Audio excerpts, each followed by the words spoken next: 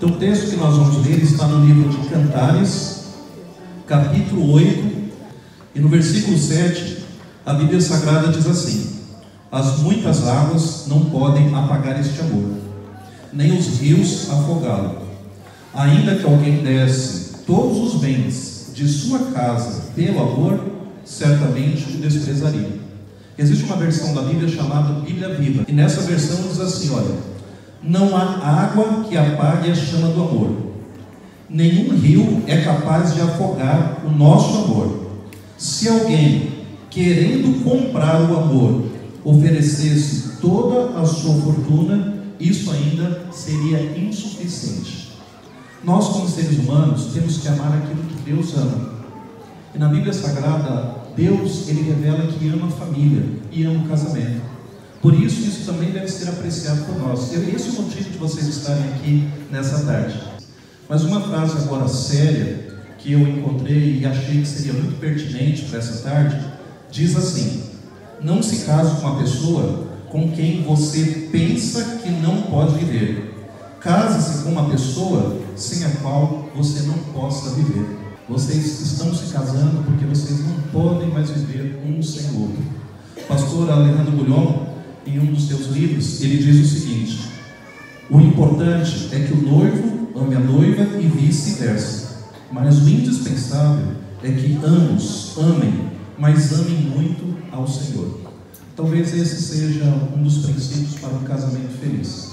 Eu queria falar rapidamente aqui sobre alguns conselhos bíblicos, algumas experiências que julgo que seria importante para marcar esse início de casamento de vocês. A primeira coisa que eu gostaria de retratar aqui, queridos, é uma coisa que todos os casais, eu acho que já passaram. Você está dormindo, é bem de madrugada, você está naquele sono bem profundo, tranquilo, relaxando, de repente a sua esposa começa a chacoalhar você. E você, sem querer acreditar, faz de conta que não está ouvindo, mas ela insiste e chacoalha você. E aí você, depois de muita relutância por parte da esposa, pergunta para ela o que está acontecendo. E ela diz assim: olha, eu ouvi um barulho lá fora. Certamente nós estamos correndo perigo. Deve ser um ladrão. Alguma coisa deve estar acontecendo. Você vai e tenta dissuadi-la, diz: olha, não deve ser nada, está ventando, deve ser alguma coisa sem importância. Mas ela insiste com veemência e diz: vai lá fora, você precisa ir lá fora, nós estamos correndo perigo. Contra a sua vontade, você se levanta e, mesmo resmungando, meio que cambaleando, ainda sonolento, você vai lá fora só para comprovar que era apenas um gato perdido fazendo um pouquinho de barulho ali na varanda. Aí você volta um pouco chateado, mas decidido a chegar a ela e dizer que está tudo resolvido. E ela pergunta então: e aí, esposo, o que aconteceu? Falou assim: não, era apenas um marginal, mas eu já dei um jeito nele. Aí ela se vira, deita e dorme, e você demora a pegar no sono. Talvez ir lá fora, ver o que está acontecendo, um barulho, algum incômodo, seja algo muito simples para o homem, mas para uma mulher dá uma sensação de segurança muito grande. E é isso que a mulher deseja. Às vezes nós pensamos, porque temos uma casa segura, porque temos um portão forte, porque temos um sistema de monitoramento, nós estamos livres de qualquer perigo, até que alguém entre na nossa casa e nos apanhe desprevenidos. E aqui a gente percebe que todo aparato de segurança não valeu nada. Eu fui pastor numa cidade chamada Birigui. E Birigui é uma cidade muito quente. E numa daquelas noites bem quentes, eu, minha esposa, minha filha não conseguíamos dormir. Passamos a noite inteira incomodados com aquele calor. Deu meia-noite, deu 1h da manhã, deu 2 horas. Minha esposa estava num quarto, minha filha estava no outro, eu estava embaixo na sala, tentando ali de alguma forma me refrescar. As janelas e portas estavam todas abertas. Nós morávamos em um lugar relativamente seguro, com segurança na rua. Eu jamais imaginava que alguma coisa estranha pudesse nos acontecer. Quando era mais ou menos 2 horas da manhã, eu ouço minha esposa gritar e ela me chama. E eu percebi que a voz dela estava diferente. Eu saí correndo e encontrei ela desesperada vindo na minha direção. Ela diz: um ladrão tentou entrar. Só que na hora que ela gritou, o ladrão então se assustou e foi embora. Sabe, queridos, é muito difícil nós vivermos sem segurança. Eu, particularmente, prometi a minha esposa que a partir daquele momento ia colocar cerca elétrica, alarme, monitoramento, só para que ela pudesse se sentir um pouquinho mais segura. Uma relação é do mesmo jeito. Você pode ter um aparato de segurança na sua casa e pode não dar certo. Mas a única área que você não pode falhar é a área do seu casamento. O seu casamento precisa ser seguro. É importante que fisicamente vocês estejam bem, mas é mais importante que emocionalmente vocês sejam pessoas maduras e seguras. Você pode falhar na segurança, mas você não pode falhar no seu relacionamento, no seu casamento. Segurança física é importante, você tem que cuidar dela. Ela existe para nos dar um pouco de conforto, mas o casamento mais importante que segurança física é segurança emocional. Segurança emocional é a certeza de que você desde pode se abrir e ser conhecido de forma plena e ampla. Segurança emocional, Verônica, é não ter medo de ser acusada, de ser criticada, de ser julgada ou ser condenada por qualquer situação. Um casal precisa desse tipo de segurança para ambos serem felizes. A maioria das pessoas acham que por causa da sua habilidade e da sua criatividade poderão levar um casamento feliz a vida inteira. Eu creio que algumas coisas, elas são importantes para o relacionamento. Trouxe algumas aqui, vou falar para vocês. Como, por exemplo, mandar flores e cartões. Um programa de passeios e turismo e levá-lo ou levá-la onde ela mais gostaria de ir e nunca teve oportunidade, isso também ajuda. Frequentar a igreja e encontros de casais, isso também é fundamental. Mas nenhuma dessas habilidades é mais importante no seu casamento se o ingrediente da segurança emocional falhar. Vocês podem ter a maior habilidade de relacionamento do mundo, a maior criatividade, mas se vocês não se sentirem seguros, o casamento não será completo. Portanto, nesse aspecto aqui, a segurança é o melhor e mais importante ingrediente para um casamento de sucesso.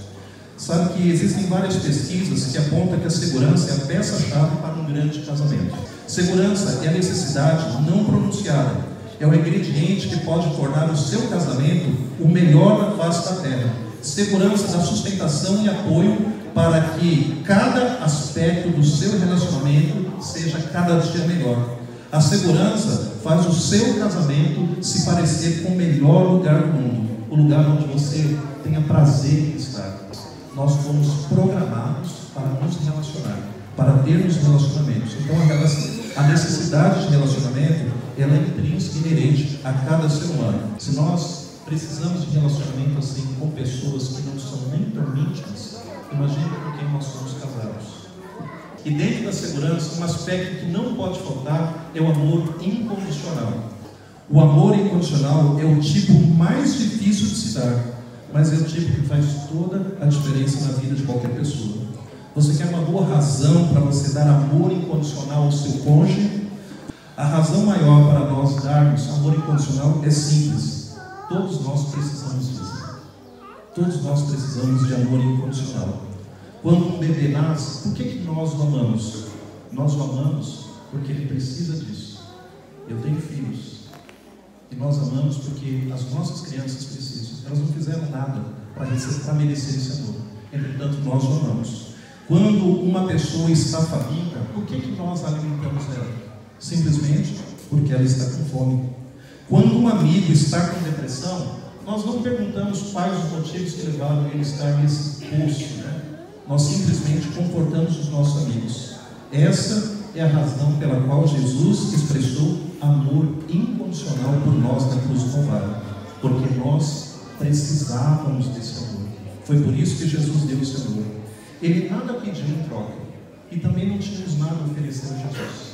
Ele olha para nós de forma carinhosa, como um pai, como um Deus de amor, e simplesmente Ele nos ama. Ele mesmo que disse que nós temos capacidade de amar aqueles que nos amam, mas nós não temos capacidade de amar alguém que não nos ama. Jesus é diferente. Ele ama até quem não ama Ele. Jesus ele tem esse tipo de amor. E Jesus se frustra em algum momento em virtude de dar amor incondicional? De maneira nenhuma. Assim também no relacionamento, nunca nos frustraremos de dar aquilo que nós temos de melhor um para o outro. No Evangelho de São Lucas, capítulo 6, versos 32 e 33, Jesus ele fala assim, vou colocar nas minhas palavras, que o teste real é quando amamos alguém que não nos ama da mesma forma. Este é o verdadeiro chamado de Cristo. Deus chamou para nos amar. Se Deus chamou-nos para amar pessoas, imagine o quanto um casal deve se amar. Esse é o chamado de Deus para vocês. Essa é a missão de Deus para vocês. Um casamento seguro é um casamento em que cada cônjuge ama o outro simplesmente porque ele, David, e ela, Verônica, precisa disso. Um texto de Ellen White para nós encerrarmos. Ellen White, no livro Fundamentos do Lar Cristão, ela diz que, embora possam surgir dificuldades, perplexidades e desânimo, nem o marido nem a esposa abriguem o pensamento de que sua união é um erro ou uma decepção. Resolva cada qual ser para o outro tudo aquilo que é possível. Continuai as primeiras atenções. De todos os modos, animem uns aos outros nas lutas da vida, porque cada um deve promover a felicidade do outro. Vou repetir. Porque cada um deve promover a felicidade do outro. Haja amor mútuo, mútua paciência. Então o casamento, em vez de ser um fim em si mesmo, um fim no amor em si mesmo, será como seu grande princípio. O calor da verdadeira amizade, o amor que liga coração a coração, é um antegozo das alegrias dos céus. Talvez nem todos os casamentos possam ser um parâmetro para nós fazermos esse tipo de comparação, mas o céu começa dentro do casamento. É no casamento que começa a vida eterna de todos nós. Que Deus abençoe ricamente vocês e que vocês possam dar um ao outro aquilo que necessitam para levar uma vida feliz ao lado de Cristo. Amém? E um milagre aconteceu, e então eu entendi que Deus tem sempre um plano para nós. É preciso paciência e ouvir sua voz. O que será que meu Deus pensava quando criou você? Acho que ele estava pensando em mim, porque me deu mais do que sonhei. Deu muito mais do que eu podia imaginar.